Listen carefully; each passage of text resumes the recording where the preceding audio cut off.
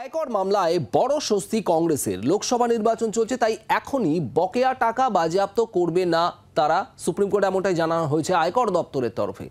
কংগ্রেসকে 1700 কোটি টাকার নোটিশ পাঠিয়েছে আয়কর দপ্তর।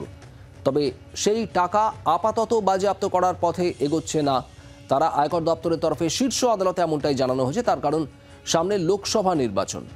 আয়কর মামলায় বড় স্বস্তি কংগ্রেসের।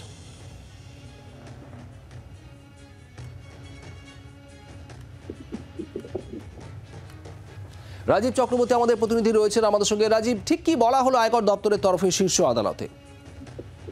দেখো, কংগ্রেসের বেশ কয়েকটি ব্যাংক অ্যাকাউন্ট ফ্রিজ করে দেওয়া হয়েছিল ইনকাম ট্যাক্স ডিপার্টমেন্টের তরফ থেকে।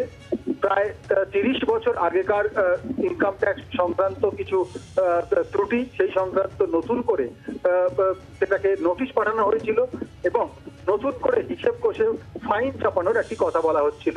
এবং যেক্ষেত্রে ইনকাম ট্যাক্স দপ্তর তারা কিন্তু কংগ্রেসের যে অ্যাকাউন্ট ফ্রিজ করে দিয়েছিল তা নিয়ে কংগ্রেস তারা বারংবার সাংবাদিক সম্মেলন করে বিজেপির বিরুদ্ধে, কেন্দ্রীয় সরকারের বিরুদ্ধে তারা তোপ দেখেছিল এবং বলা হচ্ছিল যে নির্বাচনে লড়তে যাতে কংগ্রেস না পারে সেই কারণেই ব্যাংক অ্যাকাউন্ট ফ্রিজ করে দেওয়া হচ্ছে।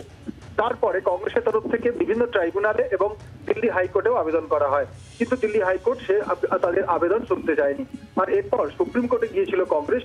সুপ্রিম কোর্টে আজকে কেন্দ্রীয় সরকারের তরফ থেকে ইনকাম ট্যাক্সের পক্ষ থেকে সলিসিটর জেনারেল তুষার মেহতা জানিয়েছেন এখনই কংগ্রেসের ব্যাংক অ্যাকাউন্ট থেকে টাকা উইথড্র করা বা এই ফাইন চার্জ করছে না ইনকাম ট্যাক্স ডিপার্টমেন্ট।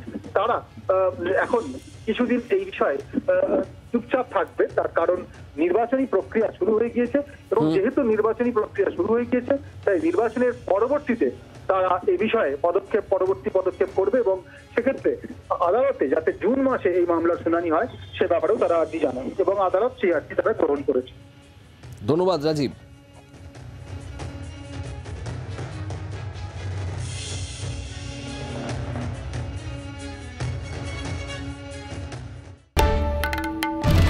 বাংলার আওয়াজ, বাঙালির আবেগ, জি 24 ঘন্টা।